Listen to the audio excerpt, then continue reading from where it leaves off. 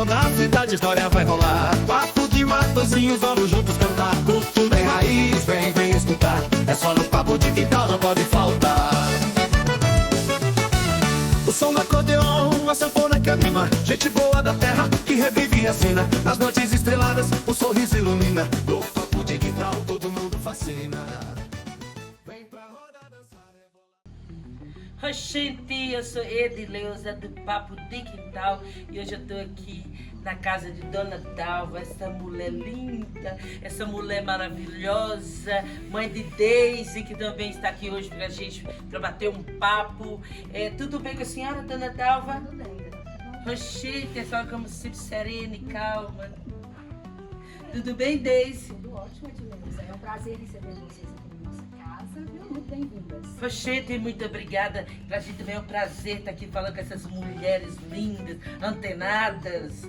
Dona Dalva, a senhora poderia contar pra gente onde que a senhora nasceu, Dona Dalva? A gente vai bater um papo hoje com Dona Dalva, ela vai contar pra gente da vida dela, da infância, da família, e vai ser muito divertido, viu, Dona Dalva? Bem, eu nasci em Augusto de Lima, esse lá na parte aí, né? E vim para aqui com 15 anos. E estou aqui até hoje. Rochete, a senhora chegou muito nova aqui em Matozinhos. Quando a senhora chegou aqui, como que era a cidade? A senhora poderia contar isso pra gente? E evoluiu muito, né? Agora tá, tinha muito pouca casa, a gente morava numa rua que não tinha quase nada, agora tá tudo assim, bem pavimentado, né? Então tem muita diferença. A senhora sabe que eu também não sou de Matozinhos, sou lá da Bahia, de Banzaê, pertinho de Feira de Santana. Olha. Cheguei aqui também tem muitos anos, vice? Mas quando a senhora chegou aqui, tinha assim alguma coisa, algum lugar de passear, alguma coisa para fazer dentro dessa cidade?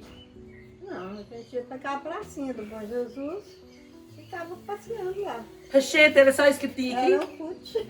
Era o fute? A senhora namorou muito no fute? Ah, um pouco. Rochete, que delícia! A senhora aproveitou a vida na sua adolescência, é? Mais ou menos. O Oxe. pai era muito rigoroso, né? Rochete, verdade. Uhum. E a senhora, qual a comparação que a senhora faz de Matozinhos daquela época para Matozinhos hoje? Ah, melhorou muito. Em que sentido que a senhora acha que melhorou? Melhorou tanto em emprego como em pavimentação, né? Cresceu muito a cidade, muito rápido. Rochete, isso é verdade. É. E assim, a senhora, o primeiro namorado da senhora foi aqui em Matozinhos? Foi o meu primeiro, foi o único. Rochete! 56 anos de casado. Nossa senhora, a senhora quer contar pra gente como é que foi o início do namoro, aqui dentro de Matozinhos, as amizades? Amizade aqui, a gente já pouco saía, né? Mas assim, o namoro foi ali na pracinha. Conheceu lá? Lá e de lá a gente ficou noiva e casamos. Rochete! A senhora casou em que ano? Ai, não lembro. 56 anos de casado. Rochete, tem muito tempo Tem. isso. Ele nem precisa lembrar disso. aham. Tem coisa que ele nem precisa lembrar, É. né? Aqui, então, a senhora quer me contar como é que foi a vida da senhora de casado no começo? E a senhora já veio morar aqui nessa casa aqui Não. logo no começo? Não. Morei numa rua lá, pertinho da escola, onde que é. Como chama aquela escolinha ali? Eu, Maria Terezinha. Ah, sim. Na verdade, ela tá falando, quando a senhora casou, né? Quando ela veio morar em Matozinhos, ela morava na rua Dom Pedro II. E depois que ela começou a namorar com meu pai, quando eles se casaram, eles moraram na rua 8 de dezembro, que era a casa onde meu avô e minha avó moraram. Aí eles construíram uma outra casa do lado e então eles se casaram e moraram nessa casa que era a casa do meu avô e da minha avó. Entendi. E tem quanto tempo a senhora mora aqui nesse lugar maravilhoso? 30 anos. Rochete, tem muito tempo também. É. Aqui a senhora me conta da família e a gente vai falar agora um pouco da família, como é que foi assim a infância dos seus filhos, como é que a senhora teve esses filhos aqui na cidade de Matozinhos, como que foi? Bom, eu tive 5 filhos, né? Uhum. E tentamos criar ele da melhor forma. E tudo aqui muito unido, família mora tudo aqui, muito unido, assim, todo mundo junto aqui. Então foi muito bom, não deu trabalho não. Foi ótimo. Oxe, seus filhos deram trabalho, não? Não, muito pouco. Mora todo mundo aqui por perto, né? Bora. Dá briga, não, essa salita? Não tem não. Cheio, tem que ser bom demais. Tranquilo. Como é que foi a infância deles aí? A minha infância foi maravilhosa, né, Edileuza? Como eu comecei a falar, né, a gente morava uma casa a uma rua acima dessa rua aqui. Isso aqui era um quintal, na verdade, isso tudo aqui era um quintal.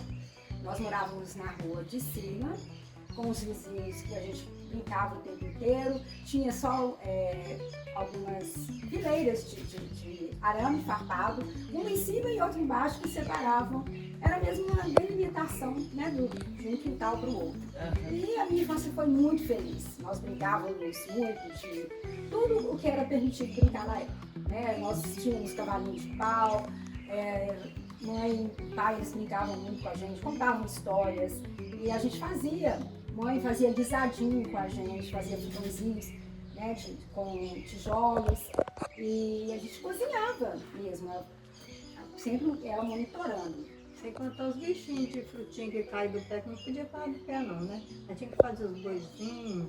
Ah, verdade. Todos Não com podia frutinha. apanhar verde, não, tem que deixar cair. Caía, que senão não ia. E aí esses que caíam, né, antes do tempo, sempre fazíamos. Minha mãe juntava os palitos de fósforo, a gente fazia boizinhos e outros bichinhos com essas Com os frutinhas. pedacinhos de prato que quebrava.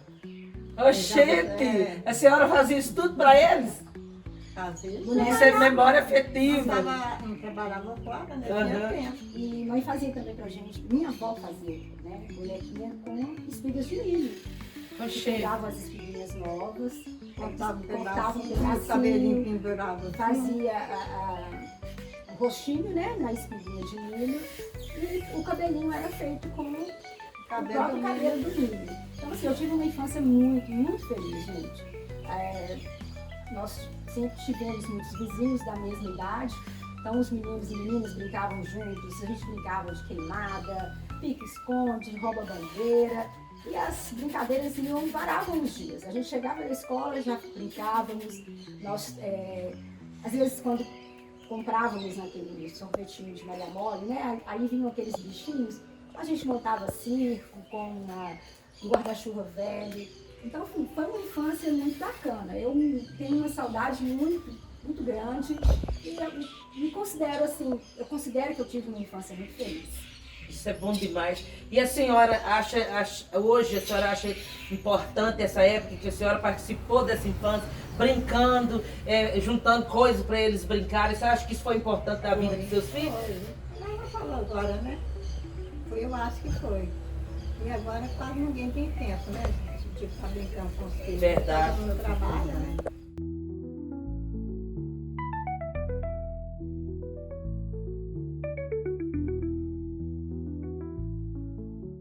Por isso que ela tá falando que foi uma infância boa, porque né, a gente tinha tempo de brincar, né? Ficar mais juntos. Verdade. E o que você tem para falar deles? Eu acho que isso foi fundamental. Essa questão dessa afetividade toda, dessa proximidade. Meu pai, mesmo trabalhando fora, à noite, quando ele chegava, ele tirava um tempo para contar a história pra gente. E com isso, eu acho que nós nos tornamos adultos com uma imaginação fértil, com sensibilidade, né? Porque todas essas questões da nossa infância, ter sido uma infância tranquila, com a participação dos nossos pais, tudo isso fez com que nós nos tornássemos adultos melhores. Hoje eu tenho um neto de 3 anos e falando da confecção dos brinquedos, né, a partir de frutinhas. Então ele esteve aqui uns 15 dias atrás e nós fomos no quintal, catamos algumas frutas que a gente tem aqui, pitanga, jabuticaba, abacate, laranja, manga. E nós fomos construir também esses bichinhos. E ele ficou encantado, né, com 3 anos, e foi mostrando para o pai dele. E aí ele, claro que com 3 anos ele não tem muita noção. Então, de repente apareciam bois com 5, 6 chifres, com 6, 7 pernas. E Então, mas assim, eu revivi naquele momento a minha infância, vendo a minha avó também que participava com a gente, minha mãe. Aí isso foi delicioso, gente. Eu acho que isso não tem preço.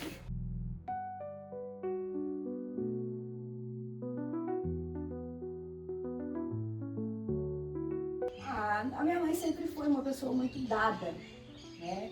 E aqui a gente tinha o costume, o avô ele criava porcos, e sempre quando matavam os porcos, a gente levantava de madrugada não para assistir, porque ele não deixava, né?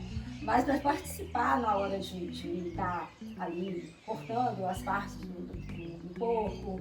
E a gente fazia sempre, meu avô sempre dividia com os vizinhos as carnes, né? Então pegava um pedaço de uma coisa e outra. E aqui em casa, quando a gente levantava mais cedo, justamente na hora que já ia fazer a divisão, a gente ia até o fundo do quintal, pegávamos folhas de bananeira, aí lavávamos, minha avó colocava a gente para lavar, minha mãe ajudava e a gente fazia os pacotinhos, porque não existia essas vasilhas plásticas. Então a gente, meu avô já dividia um pedacinho. Aqui na mesma hora minha avó já ia fazer linguiça, já fazia chouriço. E ela já ia deixando tudo separadinho. E minha mãe ajudava a gente a enrolar. E houve uma vez que, para um desses pacotinhos, foi um tipo só de carne. E aí a vizinha, que adorava linguiça, ficou sem linguiça, né? E depois ela veio reclamar que o que ela mais gostava, que era linguiça, e que no pacotinho dela não tinha ido. Oxê, vocês faziam um pacotinho de folha de bananeira? Oxê, que engraçado. Meu avô tirava aquela palha da bananeira que servia de corda, e aí ele colocava um pedacinho de toucinho, um pedacinho de lombo, costelinha. Então ia um pouquinho de cada parte do porco ali. E era muito legal. A gente brigava por causa do rabinho do porco, que meu avô deixava pra nós, né? Os netos. Gente, a gente comia praticamente cru. Né? Simplesmente ele, na hora que ia sapecar o porco, né? Que jogavam álcool, queimavam, e aí os rabinhos tinham que ficar pra gente. Lá em casa também era assim. E praticamente Quase cortávamos. E quando meu avô também criava vaca, e a gente fazia manteiga. Eu fazia manteiga batida com garfo, gente. Não tinha batedeira nem liquidificador. Então minha avó me ensinou a fazer manteiga, então batia. A gente ficava a vida inteira batendo pra fazer a manteiga, mas eu ainda sinto hoje o gosto dessa manteiga que era feita pela minha avó. E fazíamos doce de leite também, a avó fazia o doce de leite e deixava um pouco no tacho pra gente rapar, porque não podia tirar, tinha que deixar um pouco pra gente rapar. E ela fazia uma cruz no tacho, porque nós éramos 4 irmãos. O meu irmão mais novo aí não é dessa época, né? Ele nasceu bem depois. Aí ela dividia o tacho em 4 e dava as 4 colheres pra gente. Só que tinha dividia. E assim, só que existiam aqueles que eram mais espertos, Cláudia Lima, por exemplo, ela comia lá a parte dela mais rápido e aí ela queria passar pro lado de alguém. Aí a gente começava a brigar com a colher e dava colherada na mão dela e tudo. E aí a minha avó vinha com um balde d'água, jogava no tacho e acabava a festa por causa da briga. Oxê, não acredito! Mas era muito divertido, gente. Era muito legal.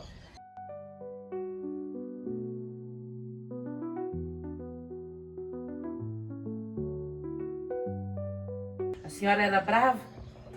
Não, até que eu era calma. Até hoje. Minha mãe sempre foi calma. E meu pai é que era mais bravo, mas assim, como eu falei, não é de bater na gente. A minha mãe ficava o dia todo com a gente, né? Então assim, e nós também não éramos rebeldes. Eram coisas de criança mesmo, gente. Por exemplo, a gente gostava de subir num pé de manga ou subir em alguma coisa, comer manga verde. Minha avó não deixava, ela era muito brava. Gente, eu tenho um trauma, eu nunca comi manga verde com sal. Verdade? É verdade. Todo mundo comia manga verde com sal. A gente não podia. Ela falava que fazia mal. E não deixava, e a gente obedecia, a gente não comia. Aí, quando a gente fazia alguma coisa, ela falava, espera seu pai chegar, vocês vão ver na hora que seu pai chegar eu vou contar. E mãe também era muito boa pra gente. Gente, pensa bem, 4 filhos dentro de uma casa muito pequena. Era pequenininha. A gente não tinha, a não ser um quintal para brincar, o espaço da nossa casa era um espaço muito pequeno. Então, manter 4 crianças dentro de uma casa, então o que ela fazia? Ela vinha com a gente pro quintal e a gente inventava brincadeiras, né? E Desenhava muito. colava. Minha mãe deixava a gente colar, gente. Tinha aquelas revistinhas em quadrinho. Minha mãe deixava a gente recortar, ela fazia grude. E as nossas Não portas tinha Verdade. eram coladas com as figurinhas. Hoje em dia, quem deixa alguém fazer isso? É, Né? Mas tudo isso para que a gente pudesse ficar em casa, para que a gente não fosse para casa dos outros, que ela nunca gostou que a gente ficasse, né, o dia todo nas casas dos vizinhos. Tinha a hora de brincar, mas na maioria das vezes era em casa que a gente ficava. O meu pai ajudava a gente a fazer os deveres de casa.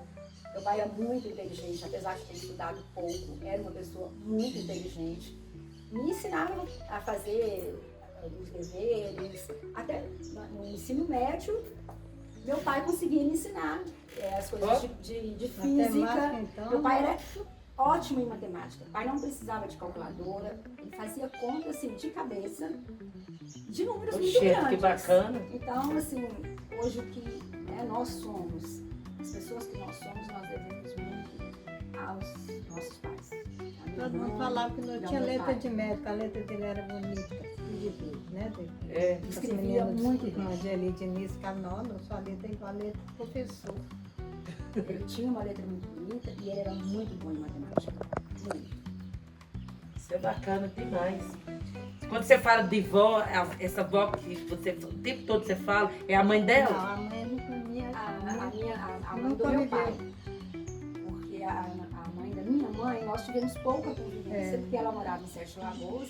E, gente, quando nós éramos crianças, Sete Lagoas era uma viagem, É. né? E ir para Sete Lagoas com 4 crianças, para pagar a passagem, e tudo era muito complicado, né? E às vezes a gente ia muito pouco lá. E essa minha avó, ela era benzedeira, gente. E quando a gente ia, eu morria de medo, porque ela benzia a gente de espinhela caída, pegava a gente, virava a gente de cabeça para baixo na porta. Colocava o pé da gente na porta e virava a gente de cabeça para baixo. Então, se a gente não estivesse com a espinhela caída, provavelmente ela cairia naquela hora, né? E aí eu morria de medo. Oxê, pra qualquer idade você que ela fazia isso. Eu devia ter o quê? Uns 4, 5 anos, né? Jesus! Mas ela fazia isso. E eu morria de medo, a gente ficava com medo, né? E as questões das benzeções, ela também é uma lembrança muito presente na nossa vida. A gente tinha uma vizinha, que era a Dona Oralda, que mora bem aqui em cima, também que ela benzia. Porque a gente corria muito, a gente brincava muito, então estava sempre caindo. Aí às vezes torcia um braço e ela fazia as benzeções e falava que era carne quebrada, né? Não é isso? Que aí ela pegava era tipo uma trouxinha de pano, com Ia agulhas costurando. e ia costurando. Só que assim, a gente ficava achando que ela ia acabar costurando o braço da gente, né? Mas era só a trouxinha, ela colocava no lugar onde havia, né, a dor e a torção, alguma coisa, e ia falando que cura, carne quebrada, e era só que a gente ficava com medo, achando que ela ia costurar, mas era só na trouxinha de tecido mesmo. Mas e logo a gente já saía correndo, já estava Curado. de novo, já estávamos curados. Então nós todos tínhamos essa questão da benzeção. E a senhora não aprendeu a benzer, não? Não. Aquele benzedeiro eu não levo jeito, nunca levei jeito pra isso. Nunca quis Não, também? Não. É porque a nossa convivência, como eu disse, né, ela era muito restrita. A gente ia umas 3 ou 4 vezes ao ano na casa da minha avó lá em Sete Lagoas. E logo também minha mãe, ela faleceu, nós éramos muito pequenos, claro que eu não me lembro muito, eu não consigo, né? E a gente não tem nenhuma foto dela, infelizmente a gente não tem. Já o meu avô, ele viveu muito tempo, né, com o pai da minha mãe, e era uma pessoa assim maravilhosa também, né? E quando vinha de Sete Lagoas para cá, ele passava alguns dias aqui em casa e para nós era muito bom. E quando a gente ia para lá, ele gostava de cozinhar, ele fazia um arrozinho, gente, que parecia uma sopinha, mas a gente adorava. E ele tinha aqueles pratos de esmaltado, E ele tinha pratos de louça também, mas quando a gente chegava lá e queria agradar, pegava os pratos de louça. Mas nós gostávamos de comer nesses esmaltados, que tinham desenhos de florzinha, as canequinhas esmaltadas também. E meu avô fazia um bolo na trempe do fogão, né? Em cima, ele colocava brasa em cima da forma, que era o melhor bolo. E eu fico lembrando disso também, dá uma saudade muito grande. E a senhora também tem saudade desse tempo? Eu tenho. Tem? Tenho. A gente lembra muito. De vez em quando a gente fica à noite lembrando das coisas passadas, que é muito bom relembrar. Verdade. Só quer contar alguma coisa disso aí? Das comidas que sua mãe fazia, que seu pai fazia? Não, meu pai não gostava minha mãe cozinhar. Eu que cozinhava. Sério? Ele cozinhava bem, minha filha. Oxente. Fazia uma carne cozida que eu vou te contar. Delícia! Minha vez. Nossa, muito gostosa. Aquilo lavava a mão não sei quantas vezes. Ele era muito caprichoso, né? Então a comida dele era maravilhosa. Delícia. Era. Essa carne cozida aí a senhora não aprendeu, não? Nunca que a gente consegue fazer Fazer igual. Não consegue. Verdade. E comida que sua mãe fazia, o que vocês mais gostavam? Eu gostava do macarrão. Quando a gente Sopa? Não, macarrão que a gente falava que era macarrão seco, né? É. Então, a comida de domingo, na nossa casa, quando a gente era menor, era sempre macarrão seco, que aí fazia um molho de tomate, às vezes com sardinha, com carne moída. Depois a gente evoluiu um pouco, passando também para maionese, né? E sempre tinha o frango, porque no domingo não podia faltar o frango. Era o frango ensopado, arroz, feijão, o macarrão e às vezes a maionese.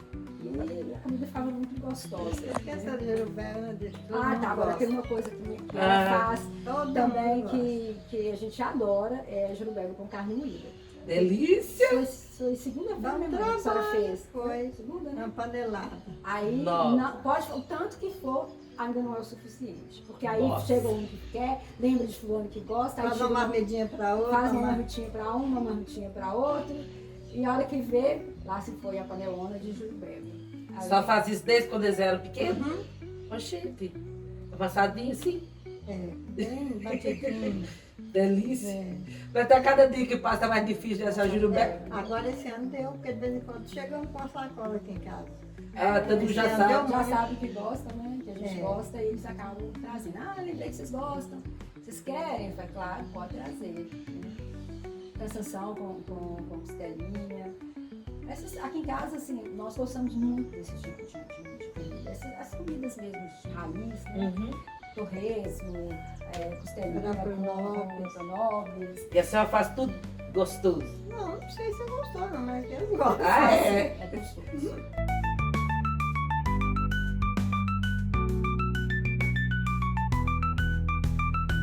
Dona Dalva, conta pra gente, assim, o que a senhora guardou da sogra, da mãe, dos seus antepassados, dos seus parentes lá atrás, o que a senhora herdou disso tudo?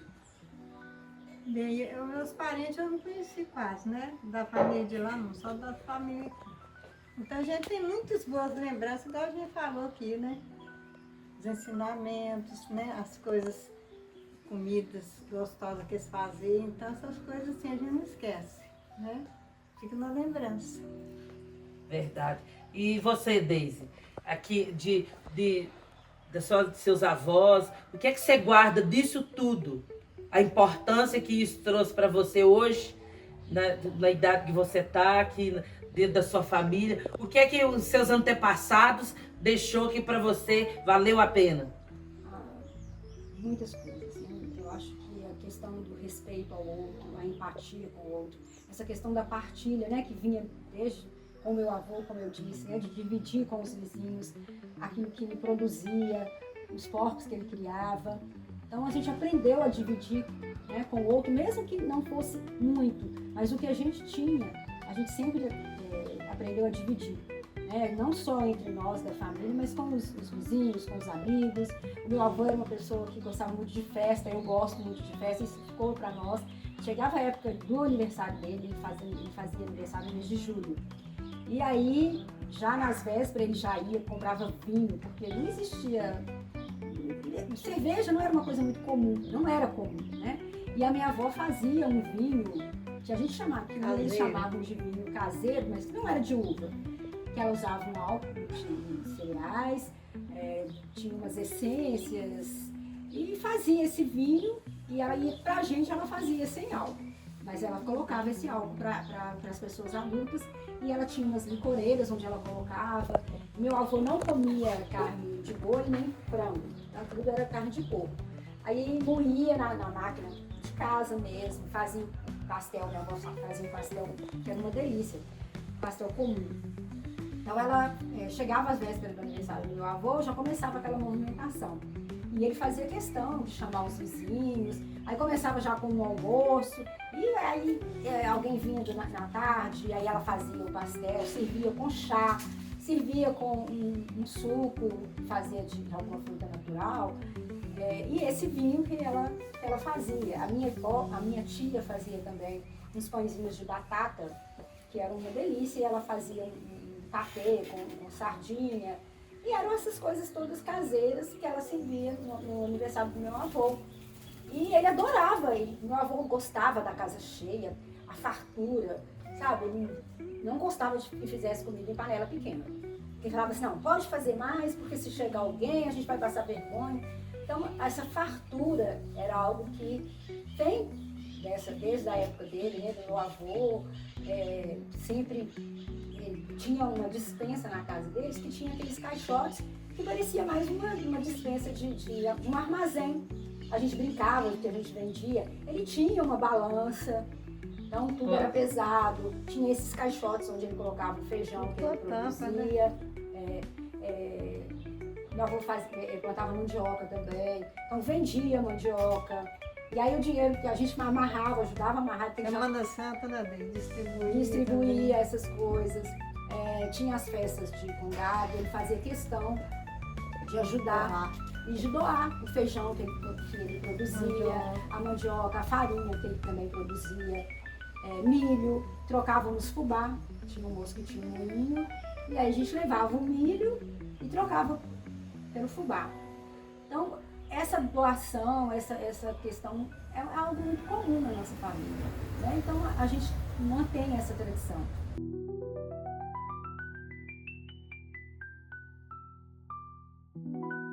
A gente vê que as memórias de comida é muito presente, né, aqui, Sim, muito. né, e das festas também. Vocês costumam reunir aqui na sua casa a Muito, família toda para fazer muito, festa? Muito. Nem é festa. Qualquer coisa que se faz. Folha de Reis, vem aqui. E aí a gente faz aqui, Nossa. a gente recebe a família de reis aqui. Às vezes um inventa fazer uma coisa. Meu irmão essa semana falou, vamos fazer um pé de porco. Aí liga para fulano, tô fazendo pé de porco. Aí o outro chega com uma linguiça e já chega com outra coisa. Quando a gente vê, tem a família é muito grande, né? Como nós moramos todos muito próximos, quando a gente vê, tem 50, 60 pessoas aqui nessa varanda e a gente vara à noite, contando, nem relembrando esses encontros que a gente fazia na casa do meu avô, Natal. Ele adorava Natal, ele fazia questão, a gente tinha a ceia no dia 24, ele convidava os vizinhos todos, e no dia 25 era o tradicional almoço. O espaço de quintal na casa deles tinha uma varanda que era coberta com uma lona. Aí aumentava essa varanda na época do Natal. Porque aí vinham os parentes de Belo Horizonte dele, meu avô, os irmãos dele moravam em Belo Horizonte. Ele convidava, e vinham os primos, que a gente não via há muito tempo. E era aquela comilança mesmo, né? Então essa fartura, a gente fazia oração, a gente cantava, a gente rezava, tudo ali em volta da mesa. Então, a alimentação, ela tem um significado para a gente muito maior do que simplesmente encher-se, né? Fartar-se de alimento. Mas é uma tradição, é algo que nos une, conta uma história dessa família. Verdade. E a senhora gosta da casa cheia, dessas festas? Gosto. Todo mundo aqui gosta. Nossa, tem um menino lá na Casa do Rocha, nossa, ele quase toda semana ele tem que chamar todo mundo para ir pra lá. Ó. Então a gente É o meu irmão. fica sempre. E assim, a gente reúne aqui em casa, na casa do outro irmão. E qualquer coisa é motivo pra gente estar se reunindo. Uhum. Qualquer coisa. E comer gostoso, E né? comendo. Todos eles têm fogão de lenha, quase todos eles, assim. Tem churrasqueiro, que eles gostam demais de fazer Aham. churrasco. E a senhora ainda cozinha para esse povo todo? Olha, eu lembro que quando a folia veio aqui, né, desse quase que eu fiz sozinha, foi. Mais de 300 pessoas que nós recebemos Tinha gente aqui, demais. que foi o encerramento da folia e eles pediram para fazer aqui em casa. E aí nós falamos, pode ir. E aí a gente, mas aí descem as tias também, elas ajudam, né? Na época meu pai As noras já estava ajudam. vivo, então o pai limpava o frango, ia cortando, ele também gostava de ajudar. E aí quando a gente via, estava tudo pronto, e a gente sempre achando que era pouco, aí fazia mais. Aí quando a gente via, sobrava para uns 2, 3 meses ainda, a gente ficava louco distribuindo. Então o pessoal levava, congelava. E eu sei que essas comidas, gente, elas rendem muito.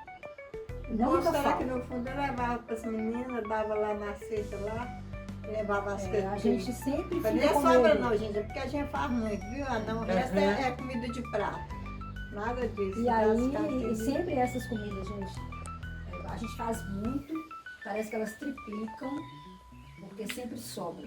E nós somos um pouco exagerados também. A gente morre de medo de faltar. Então a gente faz muito, mas há uma tradição, há algo que se diz que comidas de folia, comidas de congado, nunca falta.